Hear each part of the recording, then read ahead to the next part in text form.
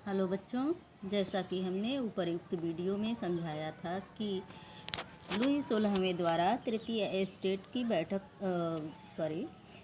State general की बैठक बुलाई गई, जिसमें प्रथम, द्वितीय और तृतीय स्टेट के लोगों ने भाग लिया। और चार्ट द्वारा हमने ये समझाया कि प्रथम द्वितीय स्टेट की अपेक्षा तृतीय स्टेट के प्रतिनिधियों की संख्या दुगनी होती थी।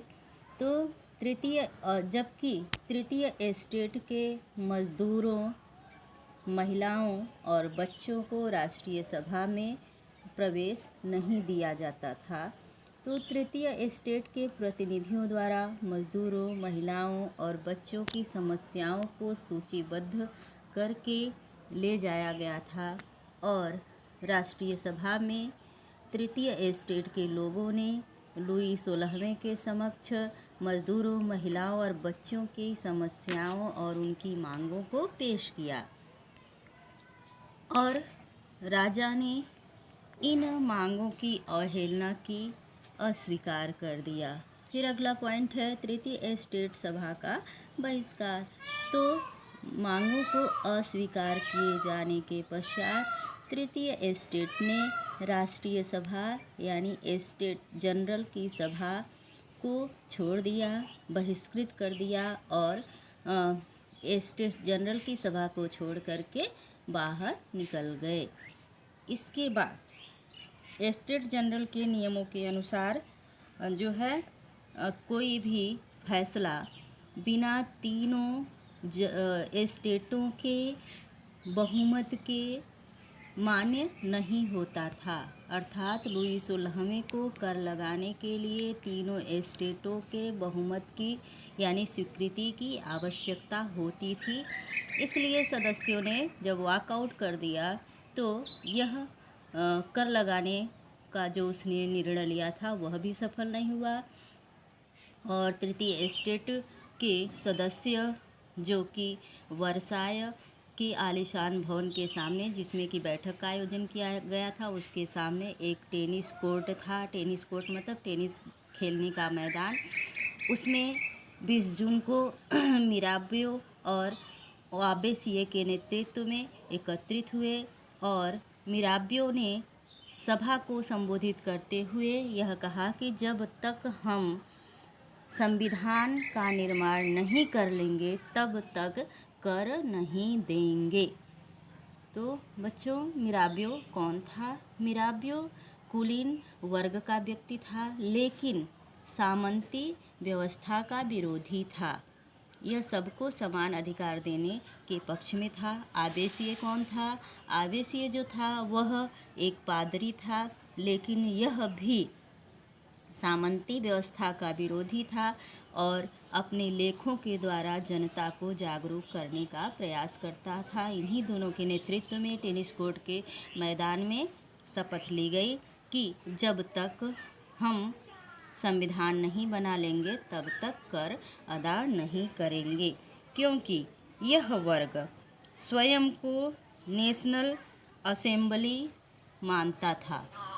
फ्रांस का प्रवक्ता मानते हुए यह वर्ग यानी तृतीय स्टेट के लोग स्वयं को नेशनल असेंबली मानते थे और इसलिए यहाँ पर यह शपथ ली गई और संविधान बनाने का कार्य प्रारंभ किया गया। आगे है जमाखोरों के खिलाफ औरतों का धावा। और इधर टेनिस कोर्ट के मैदान में तृतीय स्टेट द्वारा संविधान निर्माण के कार्य को अमली जामा पहनाने के लिए प्रयास जारी था। तो उधर महिलाएं पेरिस के दुकानों के सामने लाइनों में पाव लेने के लिए खड़ी थी। पाव रोटी वहाँ का मुख्य भोज्य पदार्थ था। जैसे कि हम लोग रोटी का प्रयोग करते हैं, वैसे ही बच्चों फ्रांस में, यूरोप के लगभग सभी देशों में पाव रोटी मुख्य खाद्य पदार्थ के रूप में इस्तेमाल की जाती थी। और जैसा कि हमने खाद्य जाल के अंतर्गत दिखाया कि वहाँ पर अनाज कम हुआ था, अन्न का उत्पादन कम हुआ था, दाम बढ़ रहे थे, काला बाजारी शुरू हो गई थी।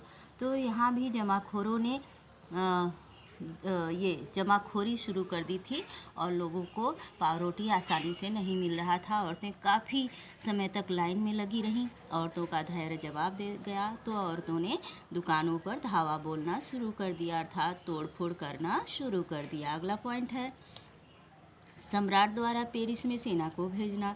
तो सम्राट ने क्या किया कि जब सम्राट को यह सूचना मिली कि महिलाओं ने दुकानों पर धावा बोल दिया है, वो भी पेरिस में, तो सम्राट ने पेरिस में सेना को भेज दिया। मतलब आंदोलन को दबाने के लिए, उपद्रव को दबाने के लिए सेना का प्रयोग किया गया। और इससे उत्तेजित हो करके तब तक काफ़ी संख्या में लोग इकट्ठा हो चुके थे, तो भीड़ जो है बास्तिल दुर्ग पर धावा बोल दी। तो भीड़ क्या हुई, उत्तेजित हो गई और भीड़ बास्तिल दुर्ग की ओर बढ़ी। बास्तिल दुर्ग जो था वह राजाओं की निरंकुशता का प्रतीक माना जाता था, क्योंकि यहीं पर राजनीतिक कैदी बंद किए जाते थे। दिन 14 जुलाई 1789 भीड़ ने बास्तिल दुर्ग पर धावा बोला और दुर्ग के रक्षक को, जिसका नाम था देलो ने, उसको मार गिराया और दुर्ग के फाटक को तोड़ दिया। सभी राजनीतिक कैदियों को रिहा करा लिया गया। इस प्रकार बास्तिल दुर्ग के पतन की घटना को राजा की निरंकुशता के पतन का पहला पग मानते हुए, पहला चरण मानते हुए वहाँ की जनता में उत्सव मनाया गया। इसीलिए 14 जुलाई फ्रांस में राष्ट्रीय पर्व के रूप में मनाया जाता है। अब है ग्रामीणों द्वारा ग्रामीण किलों पर आक्रमण।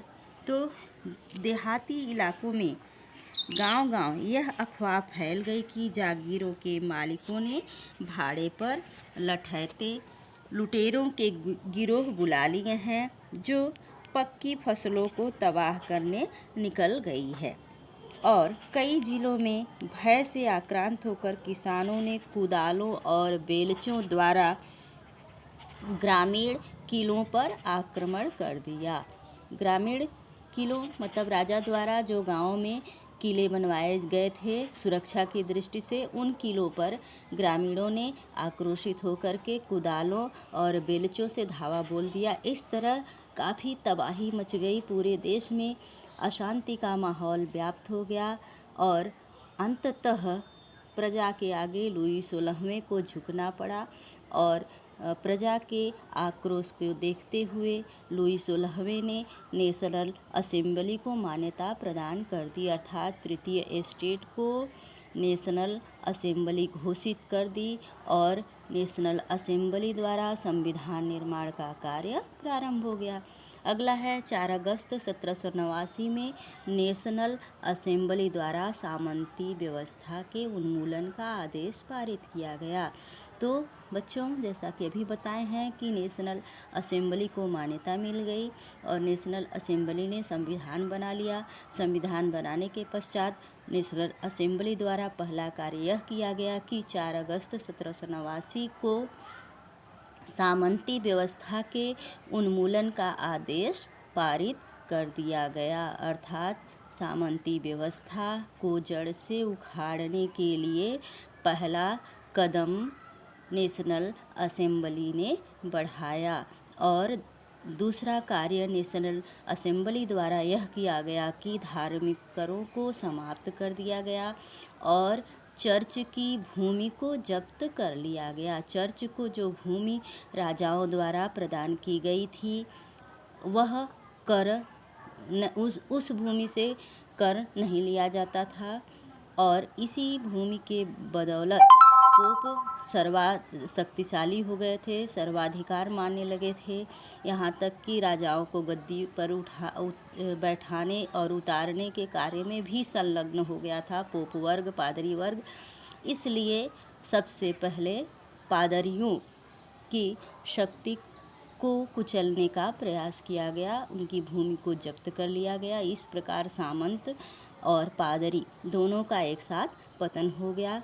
परिणाम नेशनल असेंबली के द्वारा संविधान बन जाने से जहाँ पर लुई 16वां की शक्ति में ह्रास हुआ, वहीं चर्च की प्रभुसत्ता भी समाप्त हो गई और फ्रांस संवैधानिक राजतंत्र बन गया 1791 ईस्वी में। अगले वीडियो में हम फ्रांस के संवैधानिक राजतंत्र पर प्रकाश डालेंगे।